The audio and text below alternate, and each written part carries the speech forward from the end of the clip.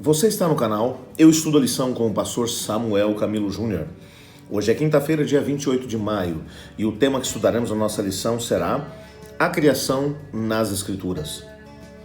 Um dos princípios de interpretação bíblica, quando nós chegamos a uma determinada parte da Bíblia que temos dificuldade de poder compreender, é tentar entender à luz do restante dos escritores da Bíblia o que é que foi escrito sobre o assunto. A criação, nós já vimos nessa semana que ela tem sido fortemente atacada por Satanás no decorrer de todas as eras. De forma muito especial no tempo que antecede ao retorno de Jesus, desde a Revolução Francesa, que os métodos científicos têm negado completamente qualquer tipo de intervenção de Deus na história e, ao mesmo tempo, desse Deus interagindo com a humanidade. Obviamente que a criação foi completamente colocada de lado como um mito fantasioso e não como um fato histórico. E quando você coloca a criação de lado e você lança bases para a sua crença na evolução das espécies, você vai ter dificuldade de poder compreender muitos elementos da vida. Você vai ter que chegar à conclusão de que não existe uma razão para que você possa viver aqui nesse mundo. Que você, na verdade, é um acidente cósmico. E na visão evolucionista, um novo acidente cósmico vai acontecer, mas dessa vez para poder extinguir completamente a vida do nosso planeta. É só uma questão de tempo. Que diferença existe naquilo que é a versão bíblica a respeito da criação?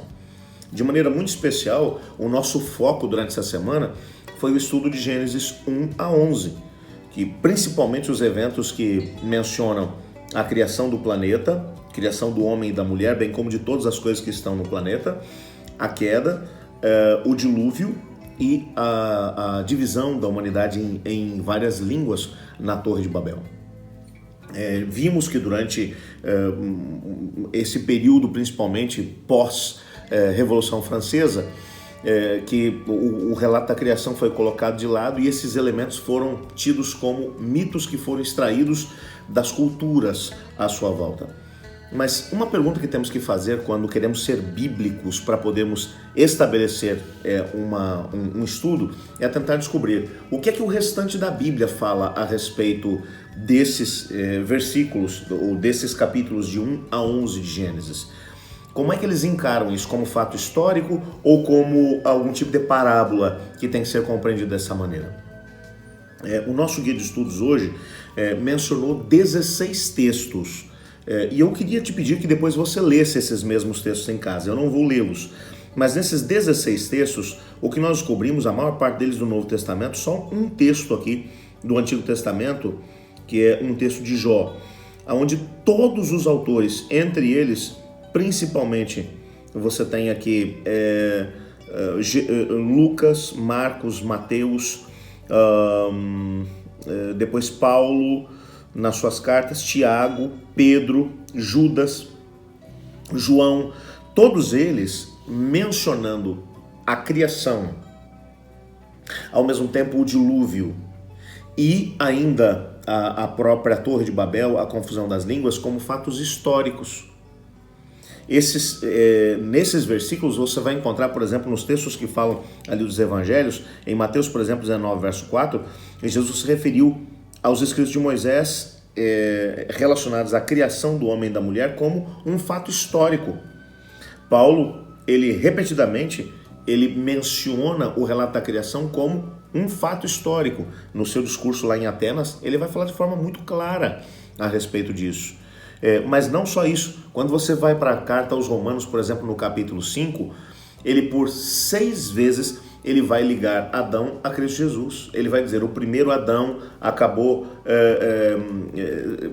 pecando e fazendo aquilo que não devia. O segundo Adão, ele vem para poder colocar as coisas no seu devido lugar. Ele, portanto, aceita Adão como um personagem histórico, como alguém que realmente existiu. Então você vê, Jesus mencionou isso, Paulo mencionou isso, Pedro mencionou também como fato histórico tudo isso, Tiago, Judas. Esses indivíduos, será que todos eles estavam equivocados?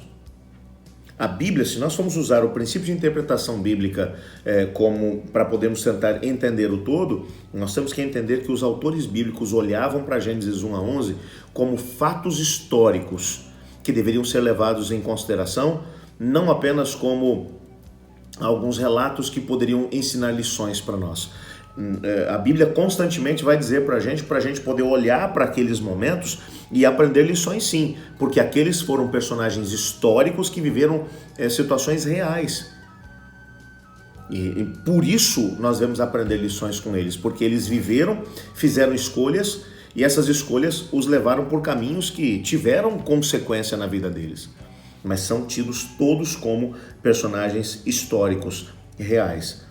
Portanto, quando olhamos para esses textos, temos que lê-los de forma literal, assim como Jesus leu, como Paulo leu, como os autores dos evangelhos leram, como Tiago, Judas, Pedro e João também os leram, como eventos históricos que tiveram lugar e que foram relatados por Moisés como história sagrada, como parte histórica da história da humanidade.